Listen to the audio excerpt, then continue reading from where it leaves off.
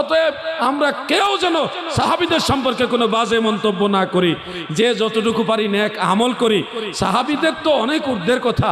ও দাদু, একজন মানুষ মারা গেলে, সাধারণ মুসলমান মারা গেলে, মারা যাওয়ার পরে তার সমালোচনা করা নিষেধ।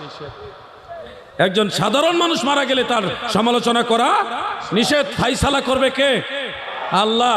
শুনুন দাদু ভাইয়ের আমার, ও আমার দাদু ভাই, আমার কলিজার ভাইরা, আমি আপনাদের মনোরঞ্জনের জন্য বলছি না, আপনারা আমার কথায় খুশি হন এই জন্য বলছি না, আমি আল্লাহর ওয়াস্তে আপনাদেরকে বলছি। নবীজির একজন আদনা সাহাবীর মর্যাদা গোটা দুনিয়ার সমস্ত আউলিয়াদের চাইতে ঊর্ধ্বে। সমস্ত আউলিয়াদের মর্যাদা এক পাল্লায় রাখলে আল্লাহ রসুলের সাহাবীর নাকে দিয়ে যে ধুলা প্রবেশ করেছে, সেই ধুলার মর্যাদা আরো বেশি হবে। কারণ ওনারা আল্লাহ রসুলের সোহবত পাইছে, সরাসরি আল্লাহ রসুলের সামনে বসার সৌভাগ্য হয়েছে। এই যে দেখেন আমার বাম পাশে যিনি বসা, উনি